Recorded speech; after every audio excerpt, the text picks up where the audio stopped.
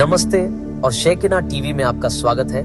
आज हम सिएना की संत कैथरीन के जीवन की एक दिल छू लेने वाली कहानी का पता लगाएंगे। मध्ययुगीन इटली के हृदय में सिएना शहर की हलचल भरी गलियों में कैथरीन नाम की एक छोटी बच्ची रहती थी। कम उम्र से ही कैथरीन बहुत ही आध्यात्मिक थी। वह अक्सर घंटों प्रार्थना में और चिंतन में डूबी रहती। उसका दिल भगवान और मानवता के लिए गहरे प्यार से भरा था। एक प्यार जो पहला कुरिन्थियों अध्याय 13 के शब्दों की याद दिलाता है। कैथरीन का परिवार बड़ा था और जीवन हमेशा आसान नहीं था, लेकिन चुनौतियों के बावजूद वह अपनी अटूट दया और धैर्य के लिए जानी जाती थी।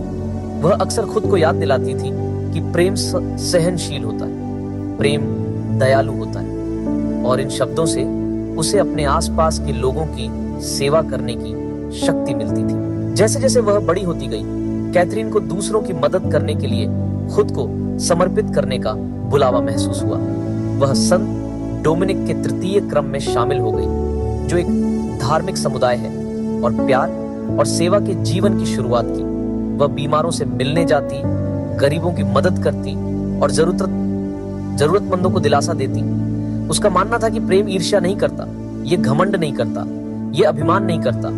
यही विश्वास उसके कार्यों को प्रेरित करता था। एक दिन सिएना में एक भयानक प्लेग फैल गया, जिससे बहुत से लोग निराशा में डूब गए। लेकिन कैथरीन बीमारी के डर से बेपरवाह प्रभावित लोगों की अथक सेवा करती रही। उसने बीमारों की देखभाल की, मरने वालों को दिलासा दिया और यह सुनिश्चित किया कि कोई भी अपने दुख में अकेला महसूस न करे। उसका प्यार निस्वार्थ था।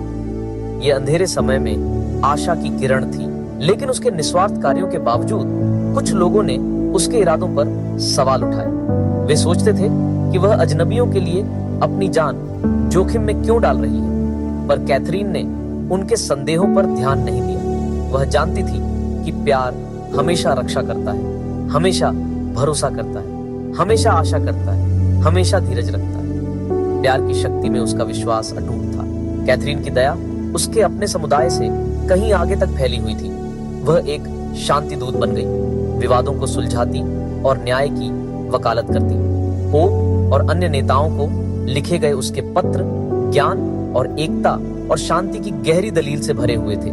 उसने इस सिद्धांत को जिया कि प्यार बुराई में खुशी नहीं मनाता, बल्कि सच्चाई में आनंदित होता है। जैसे जैसे साल बीतते गए, कैथरीन की विरासत ने अनगिनत लोगों को प्रेरित करना जारी रखा।